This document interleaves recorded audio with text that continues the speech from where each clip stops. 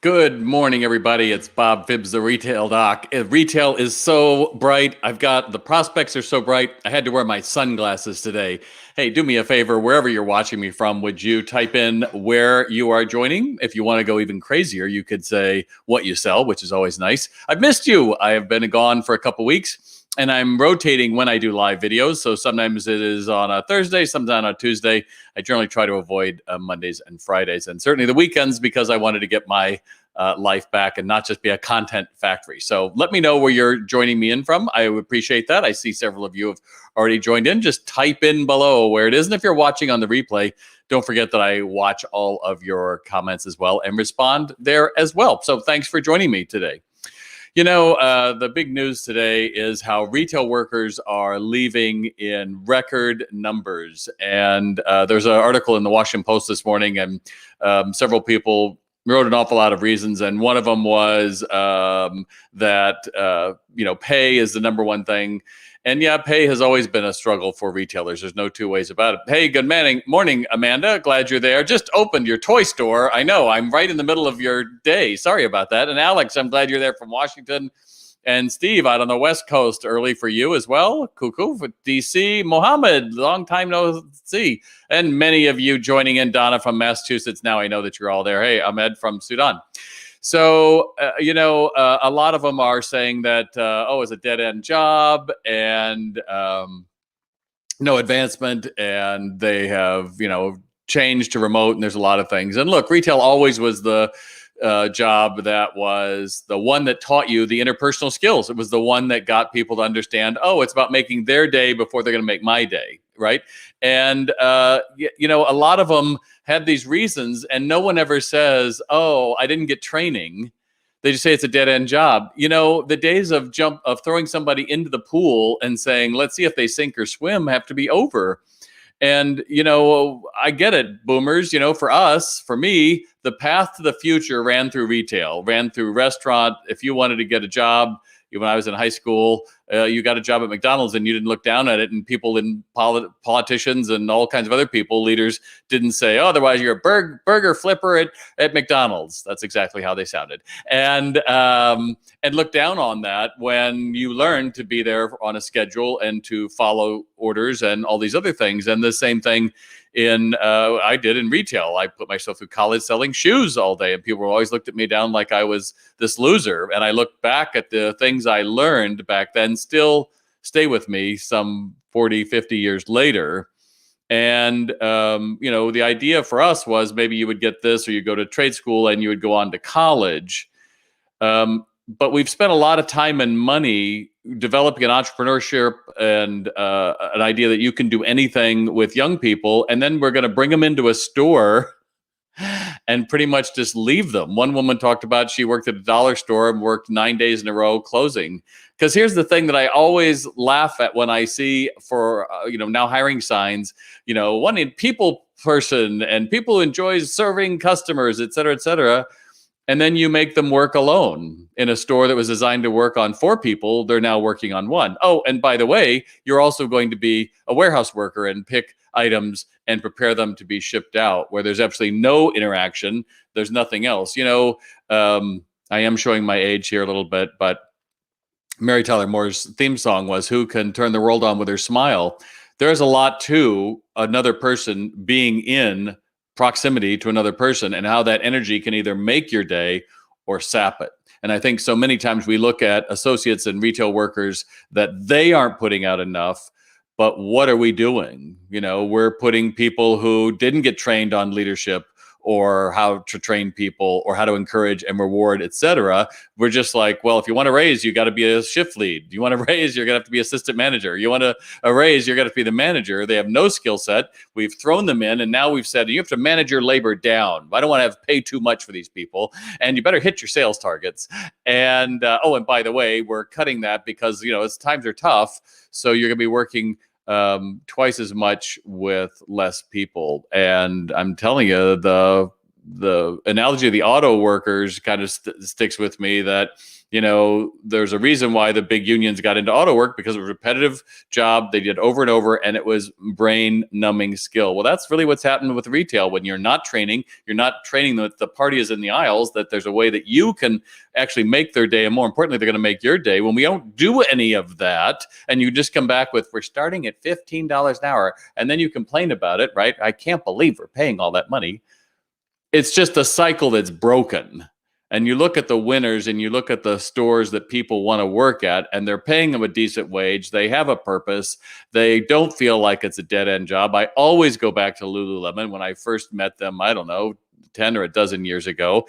And what stood out to me was, from the beginning, every Sunday night, they have a meeting and they talk about their goals for their life. Not the store's goals, not how to do a downward dog better. It's about the person. And I think if you're going to try to get back to that, if you're going to try to develop a group, you're going to realize that it comes down to getting leadership skills underneath them. It comes down to providing pillars that they can actually build a career on. I'm a conductor. I got my degree in conducting. And one of the things that was formed a long time ago was, what do we do with all these singers that come out of high school and college? Why is there no path forward for them? And that's when they came up with Chorus America. And the idea was that they would have paid singers in modern performing venues. Why aren't we doing that in retail? Why is it acceptable that we hire someone and throw them out there because anyone can do it? I'm telling you, retail, not anyone can do it. And in fact, those who can't were already burned through last year, and they're pretty much gone, or they're closing stores and they're retreating. Whereas when you look at the smart ones, the ones that understand purpose, they understand who they are, they're rewarding people. You're looking at Warby Parker, who's going to open like 160 more locations this year. Why are they doing it? They're direct to consumer, because they know that direct to consumer is a limited market, that the retail is a game of mass appeal. And the only way you're going to do that is in pretty stores and being able to engage somebody with an open heart. And that's, if you're interested in that, I am your guy. That's what I do for a living. I help people open their heart to another human being to actually make their day before they're going to end up making yours. And if that's interesting, you should check me out. Do a Google search for The Retail Doctor or my online retail sales training program, salesrx.com. But unless we change this and make it a profession, I think we are going to be in for a cycle of low employment and people telling us, oh, it's because they're all online. No, they're not all online. What you've done is you've ended up going for the shiny object, and the hard work, I won't kid you, the hard job is training someone how to get over themselves and to learn the soft skills of how to engage another human being. They're not taught in school. They're not taught in church. They're not taught in sports, or, well, probably a little bit in sports because you have a team come together. But the idea of making somebody else first is just not it. Now it's all about me, and screw you. I got this, and I got my refund, and I got that, instead of how could I make someone else's day? And if that's interesting to you, then that's where I would suggest you spend time in 2021, because otherwise you're going to be backwards and managing expectations. We've cut past the fat and the meat, and we have gone into the bones, and now we're into the marrow. The very foundations of most businesses feel to me, when I go into them, when I see so many people out ready to buy, it's all on spit and mirrors, because there is nobody there, and those who are there are not feeling the love of going out there and having a good time. And that's true whether you're high commission or low. It doesn't matter. I just think we have to get off of this idea that it's all about pay. There's a lot of reasons why. And you know what the best thing is? That when you train and you have this passionate crew and they're really excited, they know other people that they want to come work in that environment because they're challenged, they're rewarded, and they feel like they're making a difference in their lives. So I hope that works for you. If you do, type it in. Let me know what your thoughts are. I appreciate it. Always read all of them. So I guess I should put my little banner up and get you to please comment. See, I got my fancy banners working there today. There you go. All right. Can I turn that off? No, I'll just keep going. So quick. Hey, Leilani, glad you're there from the Philippines. Wonderful. Patricia from Texas. We got Atul from Mexico. Roger live from Utah. That's good. That's good. That's good. Great to see me. Well, I'm glad to be back. Well, I don't have an awful lot of questions today. So what I thought I would do is I have one new one. And then I took one from the vaults because my goal is to always try to make these about 15 minutes. And unless you have a question, if you have a question, I will certainly answer it live. So that would be good. If you want to get that in. All right. So Cynthia says, ways to communicate urgency with our customers with current supply chain woes. Here's why buying early is not a hoax.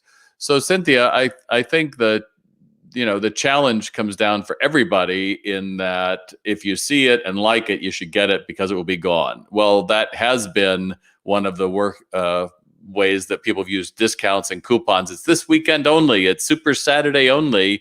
And then we end up seeing that, well, no, there's another sale next week. I'm looking at you, Gap, another 40% off for friends and family this weekend only until the next weekend. So I think urgency depends on how you've said it and what you've done in the past. But I don't think you have to worry about making it urgent for them. The reality is there's a huge tidal wave of interest in retail right now. Tends to skew more towards luxury, but it's going to move out to travel and to hospitality as well. So I just don't think that's probably appropriate right now with this idea that buying early is important. We're in June. It's a soft month. A lot of, California just opened up fully about a week ago. New York is only 5 weeks ago, which notice when the numbers start coming in for July is when we really have a good idea of how the pandemic has waned and how retail has come back. But make no mistake, when you get down into back to school season in August, late July, certainly can talk about that. It's limited. This is all we have. You can return it if you don't use it. You can go through all of those things. But I think that idea of scarcity isn't the right one to be using right now. I think the reality is your goal is to, as I said at the beginning, open your heart to another human being and then be able to entice them in a way that they discover something they hadn't thought of, and then you show them something else that goes along with that instead of anything else, and doing the same crap that you've always done, which is mindless, because most of our brains have turned off in retail. We haven't really learned what it takes to keep the brain active, much less our employees' brains active. So when a customer comes in, you greet them with actually less energy than they have, and then wonder why they don't buy it. And saying it's, this is all we've got right now, it's like, whatever. So I hope that makes that helps. Also, finding new ways to celebrate the reopening of retail. Pent-up demand is great, but how do we convert that to loyal customers? Well, Cynthia, buy SalesRx and find out how it works, because SalesRx will take you about 4 months to actually learn how to engage a stranger and discover the shopper and make the sale. It's not something I can just give you one line. In fact, that's part of the reason why I pulled back from doing Facebook every Sunday morning, that I would go through and I would be giving all my tips, and then I would look and say, oh, well, obviously they'll sign up, and they didn't. And so at some point you have to say either they don't know, or they don't want to know, or they feel like knowing is it. Knowing isn't doing. The only thing that counts is doing. And I have clients who are telling us they're having record years, and a lot of people have record years, but what they're noticing is their average number of items have gone up and their average sale has gone up compared to their competitors. That's all that really matters. And that's really what it comes down to, is your interest to grow the sales, not to make something else happen. If you just focus on making somebody else's day, the rest comes. How's that? Susan, I agree with everything you say. I run a women's apparel store, going through changes in slim staffing levels Monday through Thursday just to have staff levels appropriate for a weekend. Yeah, exactly. But yes, my two most successful salespeople being natural energy and enthusiasm every day. Yeah, that's really important, because I think you have to look at the energy you bring into the situation and the energy that around what you're giving out, not expecting, the old analogy I've used, probably you've heard me say it 100 times. You don't stand in front of an oven and say, give me heat, and then I'll give you wood. You have to put the wood in, and then you get the heat. And a lot of us have that backwards. Same the way we look at our employees, we look at our customers. If you give me this, then I'll be nice to you. If you do this, then I'll do that. And I just think if you just do it the other way around, you just invert it and find a way to make somebody else's day more important than yours, life gets easier. Martin has a quick question. Publish indie comic books. My sales floors are comic conventions. I understand retail from my years at Disney. Where did you just go? I'll put this up.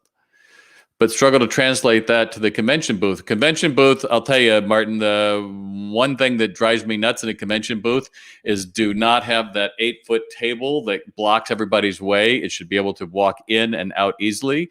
put your phone in a locker and don't allow yourself the luxury of having it on the floor. And yeah, candy certainly can help, but get out in the aisles and just ask them, get into a dialogue with them. I think that conventions have killed off great salespeople because you're behind that table, and anything that's a barrier to entry is going to be a barrier to sales. So try that, and you can let me know what that works. How's that? Please say hello to your customers walking indoors. I was out of town this weekend. 75% of stores entered in the small town didn't even acknowledge people walking in. Yeah, Denise, I mean, that's the most basic thing that I teach in Sales RX. In fact, I've said it that countless surveys over the past 20 years always come back to the number one thing that pisses off people is when they go in a store and they're not acknowledged. And the other thing that should bother you is when you don't acknowledge someone, you pretty much have told shoplifters, hey, good pickings here because we don't know who the hell's in the store or what they're doing, right? So that makes a very big difference. Tim, allow people who work with you to develop a passion in their work. Training, well, you can all read that. Retail isn't supposed to be easy. I love that, Tim. That's exactly right. Well, you're a musician. We're always trying to figure out, will the audience buy this? Will this song sell? When I go to conduct, if I've got 3 months to get a work together with the orchestra and choir, is it going to come off? There's always that, but it's that preparation of saying, yeah, it is hard to do this, and I'm looking forward to that final performance. I think that's really important. Gail, glad you're here this morning. That's great. And so my one from the vaults, because we're just about coming to my 20-minute mark. By the way, when you do Facebook Lives, your goal, and LinkedIn and YouTube, where this is all going out, your goal is always to be in that 15 to 20-minute mark, because the longer you're on, the more likely that you have value, the more likely people will comment, the more likely people will share it. If you just get on for a minute or two, trust me, I've done this. It tends to mean something you're going to have to boost or go after. So there you go. From the vaults, Bryce, it seems almost every item we post on social media, somebody asks the price. Well, yeah, of course. Do you recommend replying to price requests privately or publicly, especially during a time people will probably shop online if a cheaper price exists, or maybe research ahead of time and only post items on social media if there aren't lower options online? So this is from exactly a year ago. Crazy, I know. And Bryce asked that. And I don't have my answer to this person at the time, but I will tell you, your goal, if you're going to promote something, is don't be shy. Like, oh, well, if you have the magic code, we'll tell you. Otherwise, if you got my interest and you're, whatever it is, your Robert Graham sunglasses, and I'm like, those are cool, I want those. I want to be able to find out, how do I buy them? It's called immediate gratification. If you have me and I'm ready to go, then tell me it's a $500 item, whatever it is, but don't play games. Why the hell are you promoting it then, right? And then always make sure that you thank people, whoever comments, so that they can go through and feel validated. And that's the thing that I will do with you. So if you're watching this afterwards, after I've gone live, comment, what'd you get out of it? Where'd you join me from? Any number of things, because I read every comment that you post. And just remember, I will do more of these, but I've got to get your questions to have something to talk about. Otherwise, I'm the one trying to figure out what I want to say. And it's far more interesting to find out what you're dealing with. Look, the reality is that, yes, there are fewer people who are looking for work right now. I think there's an awful lot of things I could say about that. I'm working on a new course on recruitment. But when it comes right down to it, look at how wonderful would it be to come work for you. I know I was talking to a guy who works in retail and said every day there's an employee crying in the back room of their 20 employees. And I have to ask myself, like, really? At some point you have to say, how much is it me and how much is it them? And right now you need all of their structure. And if you really want to make a commitment and you really say, I'm going to do better, then I encourage you to check out Sales RX, my online retail sales training program. That's SALESRX.com. Because we will treat you exactly like a equal. We'll go through and assume you have a brain and then make it easy and just say, hey, here's the foundation of what a great customer experience looks like. Let's build it block by block. And then you can come back to me, like 83% of our users, and say, wow, we got a double-digit increase within 6 months. Put in the work, become an employer of choice, and you won't end up talking about how awful it is to be you working in retail and how few employees are. You're going to end up realizing that training is something we do. Hiring is something we do all the time. We don't wait till the need. And we're always looking at, how do I get better at the job of being brilliant on the basics? And I thank you for joining me here today. If you like what I had to say, tell your friends, share it with your friends. And remember, we're about as happy as make our minds up to be. If you think that you're having a down day, just remember what it was like a year ago. I'm Bob Phibbs, the Retail Doc. Thanks so much for joining me. I'll talk to you soon.